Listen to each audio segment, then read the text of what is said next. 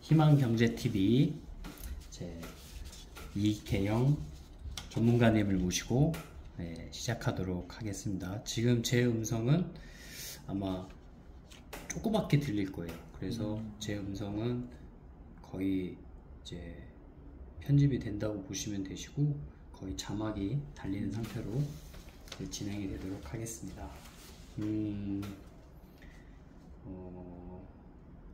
뭐 간단한 소개는 제가 자막을 달아서 영상으로 남기는 걸로 하고 30년 동안 한국투자증권 회사에서 근무하시면서 어떤 분야와 어떤 업종에서 활동해 오셨는지 짤막하게 한번 소개 부탁드리겠습니다. 예,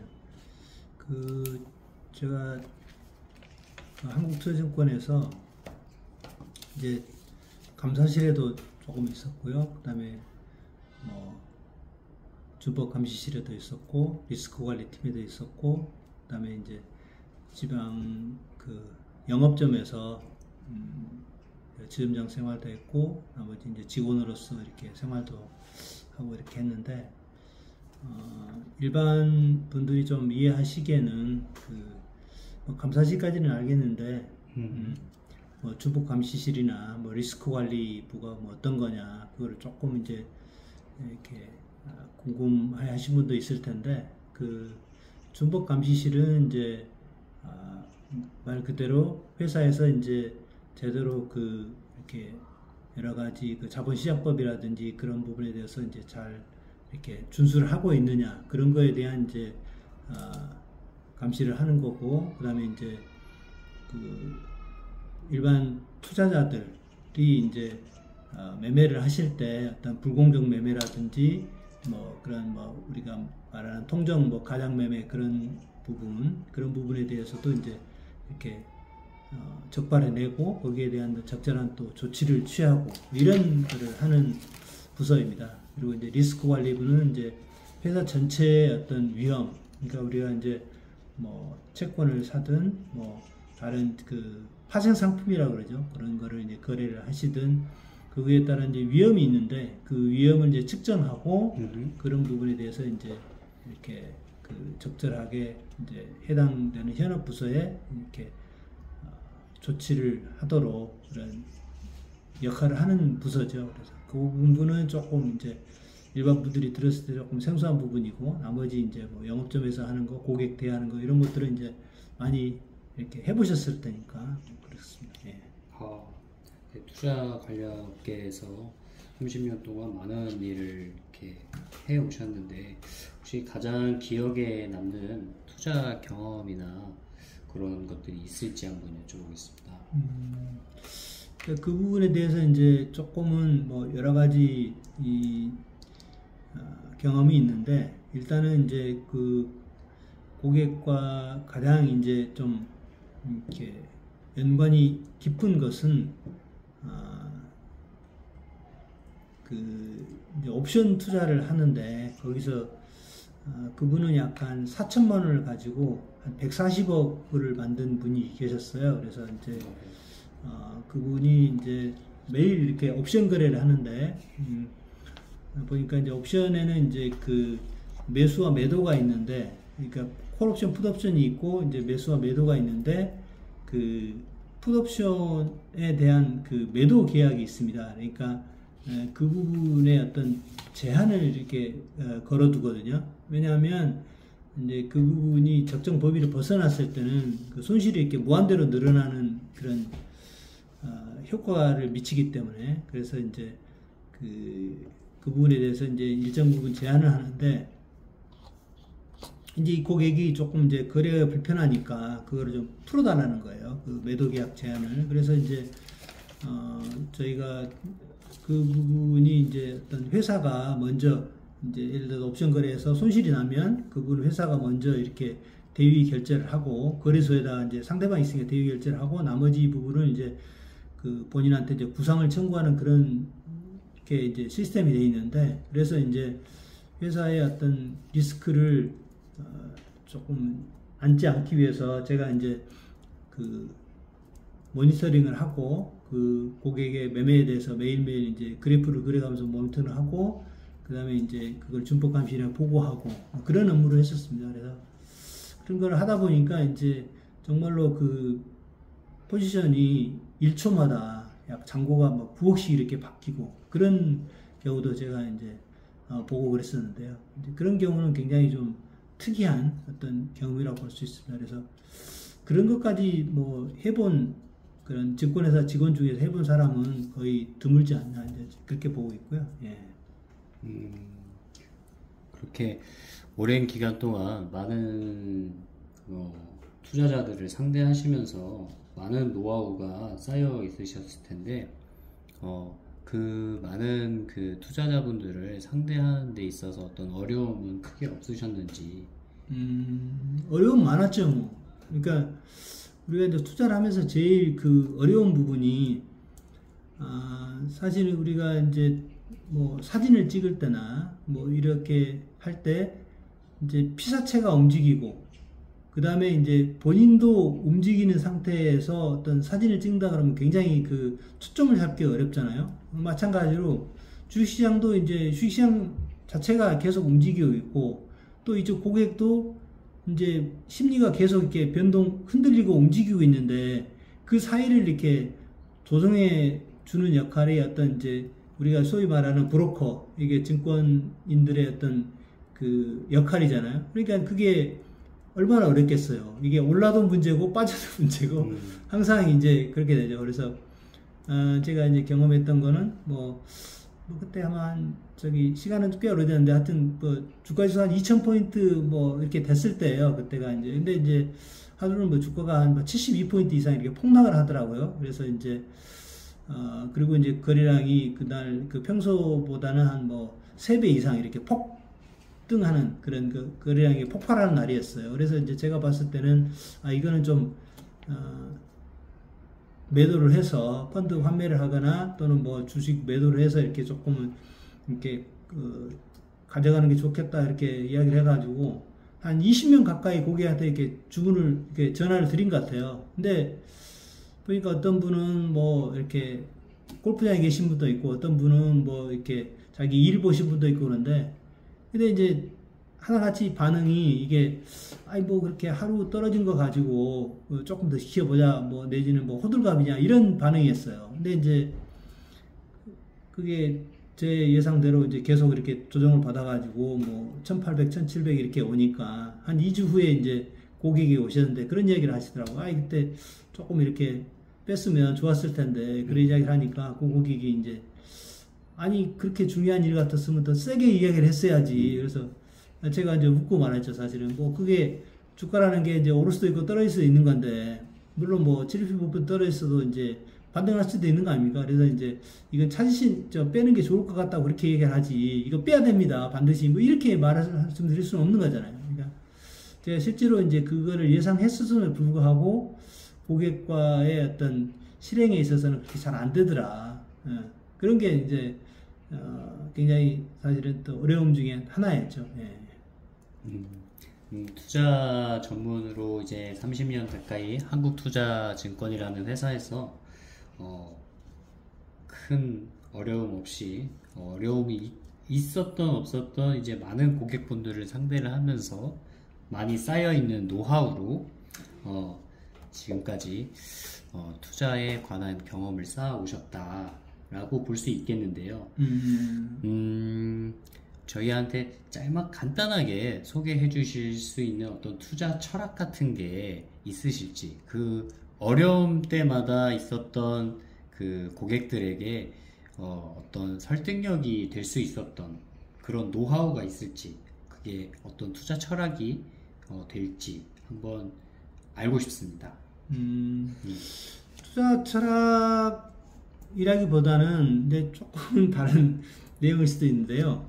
그러니까 이제 그 본인이 어떤 처지에 있는지를 먼저 한번 생각을 해보셨으면 좋을 것 같아요. 그러니까 예를 들면 우리가 이제 저는 이제 뭐 이렇게 어쨌든 투자를 하겠다고 이렇게 나서는 분이 마치 그 전쟁터에 나가면 뭐 상대방은 이제 뭐 이렇게 뭐 미사일도 있고 예를 들어 공중 뭐 이렇게 정찰하는 그 항공기도 있고 뭐 하여튼 대포도 있고 뭐 다련장도 있고 뭐 여러 가지 무기를 다 갖고 있는데 자기는 이제 소총 한정을 갖고 나가시는 거하고 비슷하거든요. 그런데 그게 상대방하고 이렇게 붙었을 때 과연 승률이 얼마만큼 되느냐, 이제 그런 부분을 조금은 한번 생각을 해볼 수 있지 않을까. 요즘에 이제 그 올림픽, 그 파리 올림픽을 저도 이제 이렇게 즐기게 봤는데 그 마치 이제 그거하고 비슷하다고 보면 되거든요. 그러니까 올림픽 대표 김민종 선수인가 하여튼 올림픽 대표 선수하고 자기하고 이렇게 유도로 붙어서 과연 몇 초를 버틸 수 있을까? 몇 분은 뭐 그만두고 그거 굉장히 어렵거든요. 제가 저기 고등학교 때 야구를 좋아해가지고 이렇게 야구를 이제 하고 있는데 거기 이제 그 초등학교에 그 여수 상고 그 투수 출신이 한번 놀러 왔었어요. 그래서 이제 한번 던져보라 그러니까 이거는 사람이 칠 볼이 아니더라고요. 그냥 시커먼 게 앞에만 지나갔지 그게 볼이 보이질 않아요. 그 여수 상고라면 그때 당시에 이제 뭐 광주일고나 뭐 군산 상고나 그런 인류 팀들이 있고 거기는 어떻게 보면 이류 팀의 어떤 투수인데 우리가 아마추어 볼 때는 그거는 칠 볼이 아니더라고. 그러니까 우리가 TV에서 보는 150kg의 어떤 볼은 일반인들이 갖고는 보이지도 않아요. 그거 정말 경험 없이 안 해보시면 모릅니다. 그런 거에 자기가 지금 타석에 들어섰다고 보시면 돼요. 그렇게 상대방하고 하고 있는데 그거를 자기가 어떻게 대응을 해야 될지 그 부분에 대해서는 그냥 생각을 좀 잘 못하신 것 같더라고요. 그러니까 그렇게 본인이 그런 좀 상대하고 대결하고 있다, 그런 위기에 처해 있다 이렇게 생각하시면 조금 더 쉬울 것 같아요. 예. 비유가 아주 적절한 말씀 해주셨는데요. 정말 자기의 처한 상황을 너무 쉽게 생각하면 안 된다는 말씀 너무 감사드리고요. 그 다음에는 이제 본론으로 넘어가서 이제 시청자분들도 다들 이제 궁금해하실 내용 관련해서 현재 증시 상황에 대해서 이제 어떻게 지금 상황을 평가하시는지, 어떻게 생각하시는지 조금 듣고 싶습니다. 현재 상황은 뭐 다들 공감하시다시피 별로 안 좋습니다. 이게 시장이 지금 뭐 계속 뭐 우리가 이제 미장하고 뭐 국장 이렇게 분류를 하는데 뭐 미국장은 좀 떨어졌다가 다시 회복되기도 하는데 우리나라는 떨어질 때는 반영하고 오를 때는 반영 못하고 뭐 그렇죠. 뭐. 근데 사실은 이제 그런 부분들이 굉장히 저도 사실은 안타깝죠. 그리고 이제 저도 우리나라 사람 국민 중에 한 사람인데 이게 증시가 조금 더 활성화됐으면 좋겠고 또 이제 그럼으로 인해서 이제 또 많은 좋은 기업들한테 이제 자금이 가고 거기에서 이제 새로운 어떤 고용이 일어나고 젊은이들한테 이제 꿈과 희망을 주는 이제 그런 쪽으로 갔으면 좋겠어요. 근데 이제 지금은 뭐 그러지 못하는 상황이고 그래서 이제 뭐 여러분들이 이제 또 막 금투세에 대해서 막 이렇게 논쟁이 많은데 어쨌든 그런 부분에 대해서는 조금은 이제 우리가 자본시장을 좀 육성해야 되는 게 아닌가 그렇게 생각이 되고요. 어쨌든 뭐 방향이 좀 이상한 방향으로 조금 갔는데 어쨌든 뭐 지금 상황 자체는 그렇습니다. 그래서 이제 제가 보는 거는 그거예요. 그러니까 우리가 마치 그 60대 어떤 그 대신 장년층하고 그 다음에 20대 된 청년이라고 비유를 했을 때 그거는 마치 이제 우리나라는 한 60대에 들어선 그 장년층에 비유를 하고 뭐 인도라든지 뭐 베트남 이런 이제 신흥 국가들은 이제 20대 청년의 비유를 하거든요. 그러니까 우리도 이제 청년 시기가 있었지 않습니까? 70년대 이제 이렇게 매년 8%씩 성장하는 그런 이제 호시절이 있었는데 지금은 이제 뭐 경기가 한 2%뭐 이렇게밖에 성장을 못하니까 그래서 이제 그런 부분을 감안한다면 이렇게 조금은 이제 그런 그 인도 주식시장이라든지 뭐 베트남 시장에도 좀 관심을 가져야 되는 거 아닌가 이제 그렇게 봐지고요. 그래서 이제 저는 그런 쪽을 또 이렇게 많이 권유를 드리고 있고 어쨌든 뭐 그렇게 하면서도 이제 조금 막 이렇게 막 한 개별 종목에 이렇게 몰빵 투자하는 것보다는 조금 이제 지수 투자 뭐 이런 이제 국가에 투자하는 뭐 그런 쪽으로 이렇게 좀 많이 말씀을 드리고 있죠. 예, 예.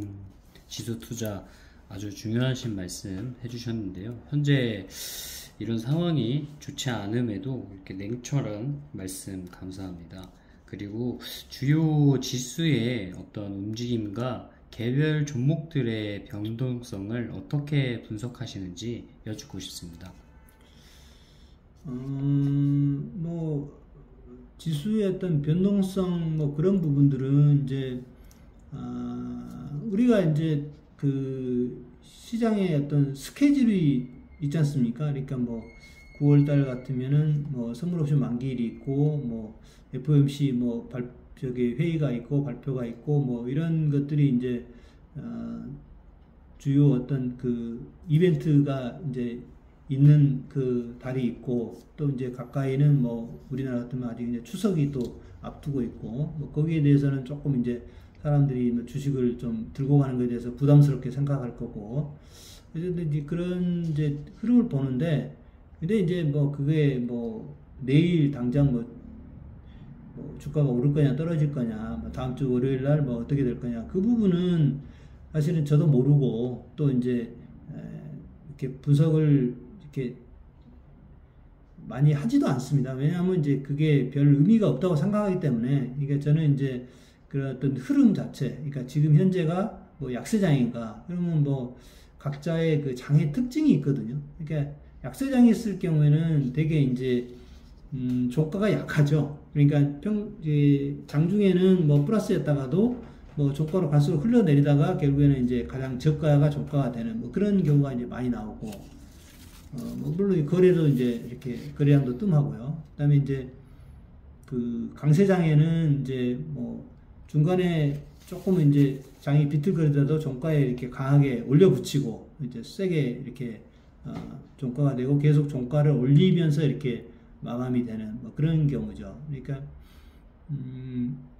그런 쪽에 이제 지금 현재 강세장인가 약세장인가 뭐 그런 정도 이제 구분을 하고 대략적으로 이제 지금 뭐 큰 이벤트들 뭐 이렇게 돼서 뭐 미 대선 뭐 그런 부분이 언제 있으니까 대략 뭐 언제쯤에는 어떤 쪽으로 장이 움직일 건가 뭐 그런 거는 이제 가늠을 해보는데 뭐 우리가 이제 흔히 해보듯이 뭐 이렇게 증권회사의 어떤 그 뭐 전망 그것도 뭐 잘 안 맞잖아요. 사실 뭐 저도 증권회사 출신이지만 그 뭐 상하 하단을 정해서 뭐 2,400에서 뭐 2,900을 갈 거다. 잘 안 맞습니다. 그 사실 그리고 저는 이제 참고로만 하죠. 그런 부분에 대해서는. 네네.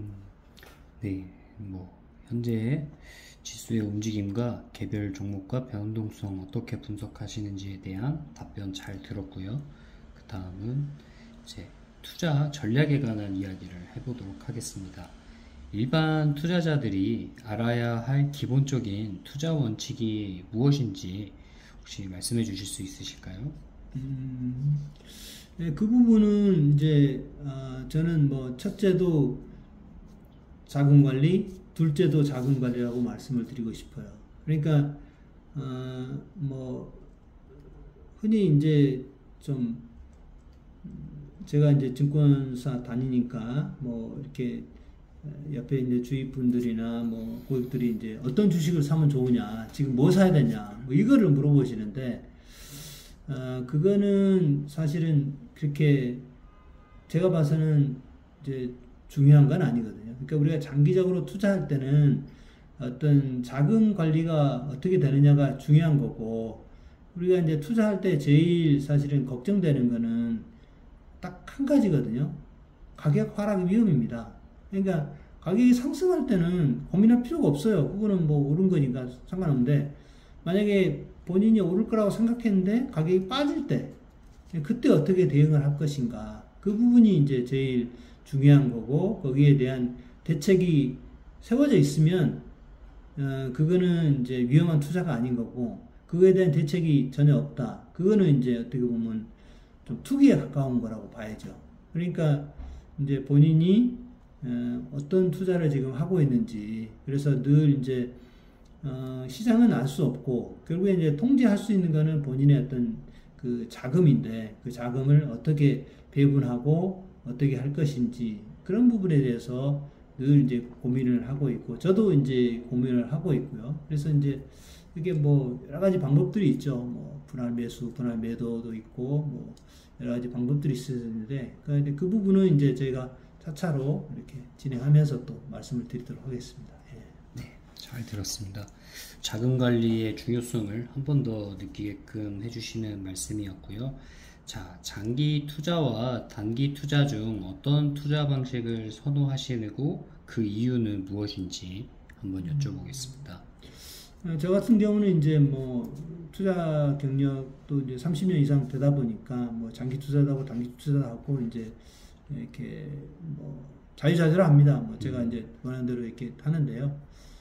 제가 이제 장기 투자를 하고 있는 거는 이제 주로 펀드라든지 그런 걸로 해서 이제 아까 말씀드린 인도 펀드라든지 뭐 베트남 펀드 뭐 이런 것도 좀 갖고 있고요. 그다음에 이제 단기 투자는 뭐 우리나라 뭐 주식, 뭐 코덱스 200, 뭐 코덱스 레버리지 뭐 이런 것도 좀 하고 있습니다. 이제 그때그때에 따라서 이제 조금씩 장을 대응을 하고 있고요. 근데 어떤 특정한 그 투자 방법을 이렇게 고집할 필요는 없다고 생각합니다. 그러니까 예를 들면 뭐 미국 장 같은 경우 이제 계속 지속적으로 우상향하고 있다 그러면 굳이 그거를 잦은 매매를 통해서 뭐 그거를 수수료로 인해서 이제 본인의 수익률을 깎아먹을 필요는 없을 것 같고요. 그래서 이제 장기 투자를 하실 수도 있겠고, 또 어떤 주식은 뭐 어느 정도 고점이 올라왔다고 생각하면 좀 트레이딩 관점에서 단기 투자를 이렇게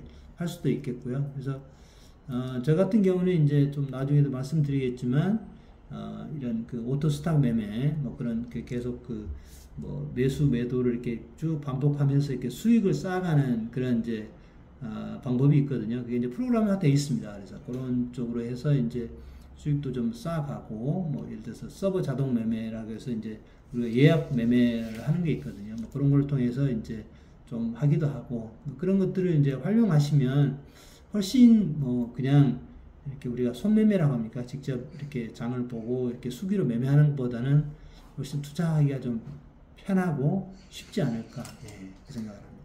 네.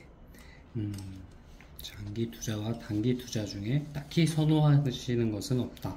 또 자유자재이고 상황과 시황에 따라 투자를 하면 하고 된다. 있다. 하고 있다. 그리고 오토스탁 매매와 예약 매매의 어떤 프로그램을 사용하면 좋다. 정도로 요약하도록 하고요. 가치 투자, 성장 투자, 배당 투자 등 다양한 투자 전략에 대한 생각을 한번 말씀해 주시기 바랍니다. 저는 뭐 개인적으로 이렇게 가치 투자나 배당 투자 뭐 그런 부분을 좀 선호하진 않았어요. 그 제 개인 선호입니다. 일단은.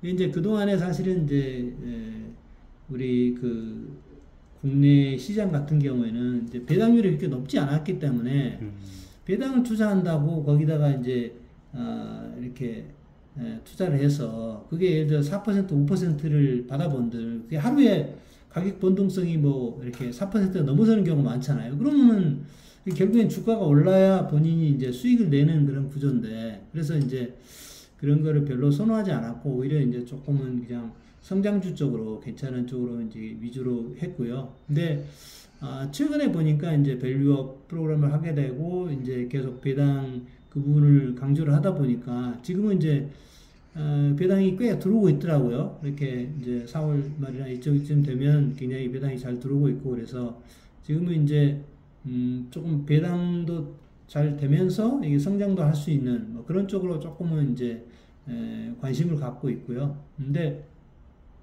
그것도 뭐 개인적인 어떤 스타일인 것 같아요. 그러니까 저는 이제 그런 그 가치주 뭐 그 부분은 이제 가치는 따집니다. 근데 이제 그게 아주 그냥 뭐 이렇게 저가의 어떤 이게 단지 싸다. 뭐 예를 들어서 뭐 PBR, 그러니까 우리가 그 장부 가치보다 훨씬 뭐 싸다 그래서 뭐 사거나 뭐 그러진 않고요. 일단은 그 회사가 이제 성장 가능성이 있어야 되는 거고, 그러나 이제 어떤 문제에 의해서 일시적으로 조금은 이렇게 주가가 조금 못 갔을 때, 또는 이제 저평가됐을 때는 이제 뭐 투자할 수도 있고 뭐 그런 거죠. 그런데 그거를 막 단순히 이제 그런 이렇게 우리가 전통적으로 말하는 그런 꽁초주 뭐 이렇게 좀 가격은 싼데 이제 그 회사는 좀 이렇게 별로 그 비전이 없는 그런 주식은 투자를 안 합니다. 예. 저는 그거는 개인적이에요. 주로 이제 성장주 투자를 하고 이제 나머지는 이제 펀드도 하고 뭐 이렇게 지수 투자도 하고 뭐 그러고 있죠. 예, 예. 네. 다양한 투자 전략에 대한 개인적인 생각 잘 들었고요. 정확한 답은 없다. 뭐 그 말이 투자에 올바른 답은 정해져 있지 않다. 개인 스타일대로 맞춰서 투자하는 거라 알 수 있겠습니다. 자, 그러면 지금 현재 시장 상황, 아까 처음에 썩 좋지 않다고 말씀을 해주셨던 상황인데요. 현재 시장 상황에서 지금 어떤 투자 전략을 좀 추천하시는지 한번 더 여쭤보고 싶습니다. 예. 그러니까 저는 이제 조금은 좀 질문을 바꾸고 싶은데요. 그러니까 지금 현재 어떤 전략이 맞느냐, 뭐 어떤 전략으로 투자를 해야 되냐, 그것보다는 오히려 본인이 어떤 투자 스타일인가, 이제 그거를 아는 게 더 중요한 것 같아요. 제가 봤을 때는, 그러니까, 자기가 정말로 대부분 투자자들은 강세장에 강합니다. 당연히 수익이 날 거고요. 이게 전반적으로 이렇게 지수가 올랐기 때문에 자기가 이제 수익이 나는 거고.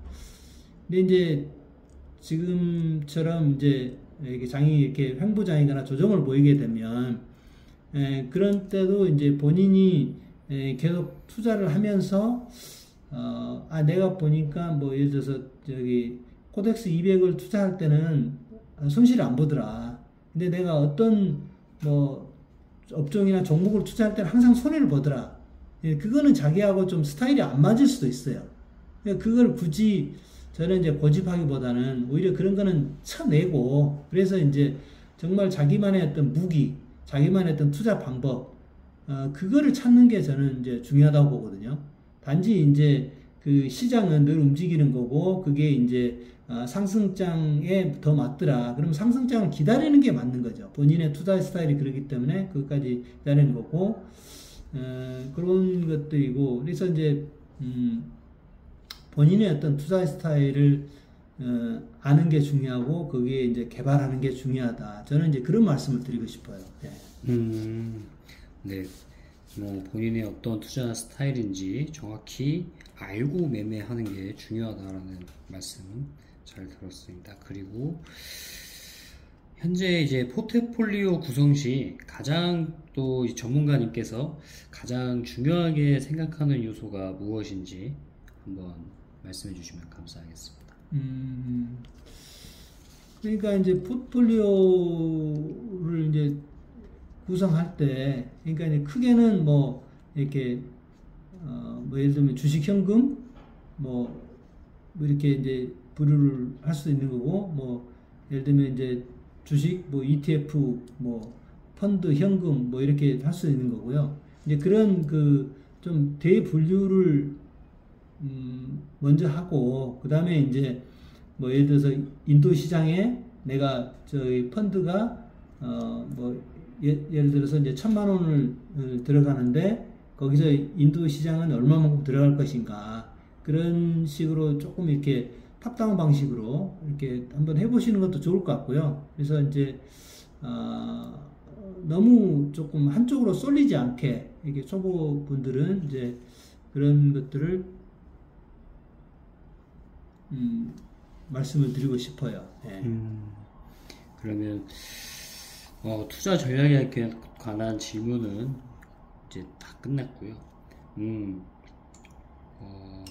많은 분들에게 이제 하는 질문 중에 하나가 이제 향후 몇 년 안에 이제 우리 증시가 어떤 방향으로 움직일 것이다 라고 예상하는지에 대한 질문인데, 뭐 너무 그 누구도 모르는 그런 질문이지만 혹시라도 개인적으로 뭔가 생각하시는 어떤 방향 그리고 어떤 근거가 있으시다면 말씀해 주시면 감사하겠습니다.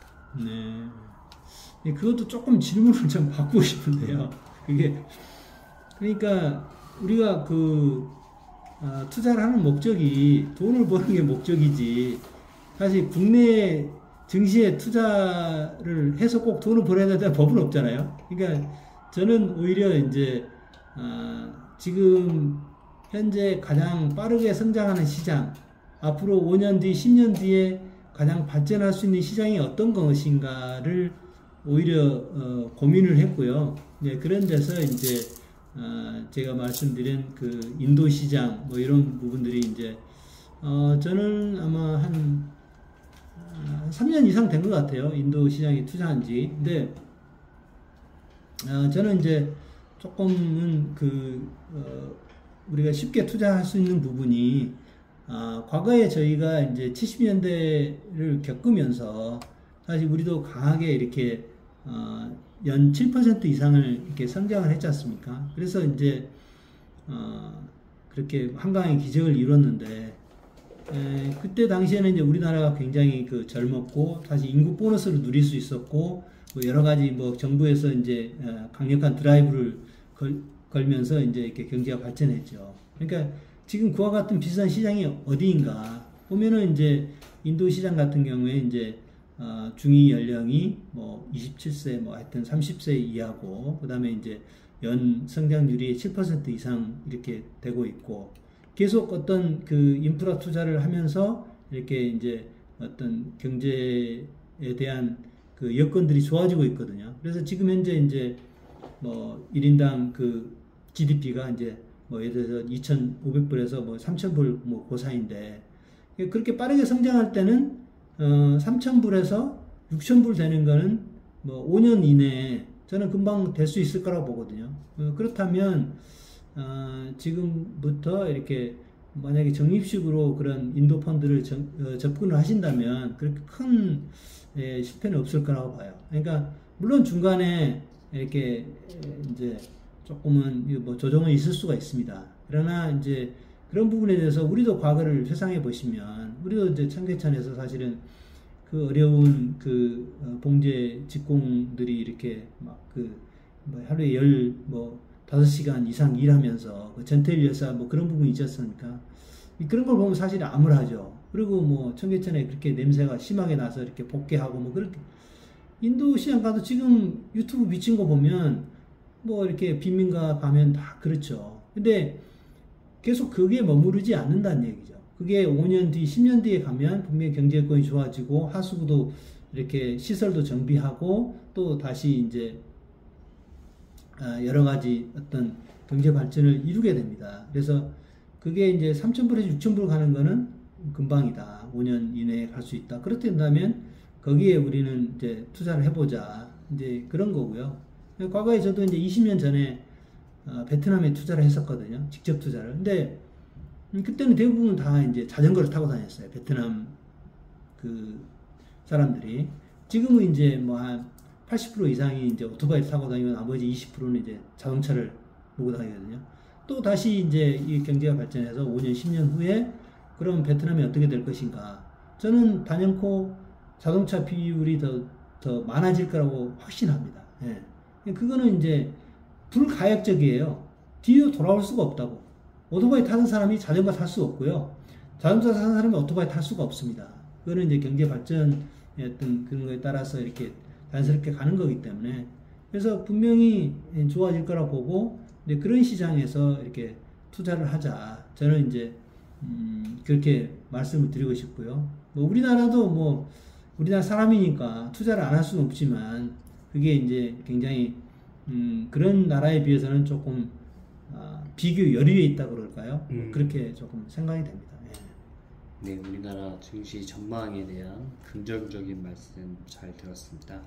그러면 특정 산업이나 종목에 대한 전망에 대해서 한번 개인적인 생각, 견해 듣고 싶습니다. 그러니까 우리가 이제 투자를 할 때 조금은 상식적인 측면에서 생각을 해보시는 걸 권유드리거든요. 그러니까 지금 우리가 이제 저출산 고령화를 이야기하고 있지 않습니까? 그 이야기는 뭐냐면 이제 인력이 앞으로 부족해지고 있다는 얘기거든요. 그래서 지금 이제 뭐 이렇게 필리핀에서 이렇게 이제 그 도움이 그 이렇게 또 이렇게 가정부로 이렇게 들어오고 있고, 또 이제 지금 뭐 연세 드신 분들, 간병인들 사실 구하기가 어떻게 보면 하늘의 별 따기거든요. 지금 현재도 뭐 하기 부르는 게 값이라고. 그러면 이제 그게 어떻게 진행될 거냐? 저는 분명히 이제 그런 로봇이 많은 부분을 좀 대행을 할 거라고 봅니다. 간병 로봇, 뭐 이런 여러 가지 어떤 것들이. 그다음에 이제 요즘에 많이 보지 않습니까? 이렇게 그 튀김을 만드는 그 로봇, 뭐 그다음에 커피 타는 뭐 로봇, 뭐 이런 부분들이 굉장히 앞으로 발전할 수밖에 없고, 또 이제 그게 인공지능 AI가 들어오면서 이게 이제 같이 결합되면 그런 부분들이 분명히 발전할 수밖에 없을 거라는 거는 이제 지금 시대가 흘러가는 흐름에 따른 거죠. 그래서 그런 부분을 자연스럽게 이렇게 생각하면서 뭐 그렇게 보다 보면 이제 당연히 인공지능 AI를 사용하려고 보면 지금 엄청난 그 어떤 전력이 필요하다. 전력이 필요할 뿐만 아니고 거기에 따른 인프라, 뭐 송전 시설, 뭐 그다음에 송배전 시설, 그다음에 이제 거기에 그 여러 가지 그런 부분들이 필요한데, 뭐 그런 부분들이 이렇게 부처적으로 또 따라오게 돼 있고, 또 안정적인 뭐 그런 전력 공급을 위해서는 이제 원자력이 또 필요한 부분도 있고, 뭐 그렇기 때문에 그렇게 순차적으로 쭉 이렇게 가다 보면 뭔가 좀 일맥상통하게 흐르는 그런 점이 있거든요. 그러니까 뭐 우리가 이제 우크라이나를 보면서 이게 드론이 정말로 이렇게 많이 쓰이게 됐구나. 그리고 이제 앞으로 전투에서도 많이 필요하겠구나. 그럼 이제 그런 쪽에 어떤 그 발전, 뭐 그런 부분들. 그러니까 여러 가지 그런 그 인력의 부족, 뭐 그런 부분들이 지금 제가 뭐 예를 들은 게 굉장히 많아요. 지금 사실은 조선 부분에서도 인력이 부족하니까 이제 그 용접하는 로봇, 뭐 이런 것도 나오게 되고요. 그래서 그런 부분을 자기가 이제 조금 스터디하면서 또 이제 구체적으로 어떤 기업이 어떻게 지금 가고 있고, 뭐 그런 부분에 대해서도 조금 이제 본인이 이렇게 공부를 해보시면 많은 도움이 되실 거라고 생각합니다. 네, 잘 들었습니다. 투자자들이 주목해야 될 트렌드 정도까지 같이 설명해 주신 것 같아서 너무 유익한 답변이었고요. 금리 인상, 인플레이션 등 이제 거시 경제에 대해 변수가 증시에 미치는 영향이 어떻게 될 거라고 전망하시는지 여쭤보고 싶습니다. 그래서 저는 뭐 지금 이제 9월 달에 뭐 빅컷 뭐 0.5% 인하, 뭐 0.25% 인하 뭐 이렇게 이야기되고 있는데, 사실 그 부분은 이제 저는 별로 이렇게 중요치 않게 보고 있거든요. 그러니까 그게 이제 지금은 뭐 그게 굉장히 일단 그 영향을 미치는 요소로 이제 보고 있는데, 사실은 제가 보고 있는 거는 이제 11월 달에 있는 미 대선, 어떻게 보면 좀 거기까지는 좀 심하게 말하면 죽었다 깨나도 지금 현재 지수를 유지하거나 아니면 더 올릴 거라고요. 미국 대선을 이제 치르려면 중요한 거는 경제지 않습니까? 지금 이제 트럼프와 해리슨이 이렇게 격돌하고 있지만, 거기서 사실 마지막 선택의 그 중요한 변수는 경제거든요. 그럼 결국에 이제 경제는 뭘로 나타나냐? 그건 이제 주가 지수로 이제 척도가 되는 거죠. 그러면 이제 거기에서 주가 지수를 뭐 이렇게 쉽게 해서 주식 시장을 박살 내놓고 대선을 치를 수 있느냐? 그거는 불가능한 일이거든요. 그러니까 모든 어떤 수단과 방법을 가리지 않고 어쨌든 11월까지는 현재 상태를 유지하거나 더 올릴 거라는 게 이제 제 생각이에요. 그거는 뭐 우리가 이제 흘러가는 상식에 의해서 이렇게 볼 수 있는 거고요. 이제 그 부분에 있어서 이제 뭐 예를 들어서 이제 뭐 실업수당, 뭐 청구 건수 뭐 이거 다 이렇게 생각하고 물론 참고는 하지만 저는 이제 그걸 이렇게 아주 막 그 키 요소로 보지 않고요.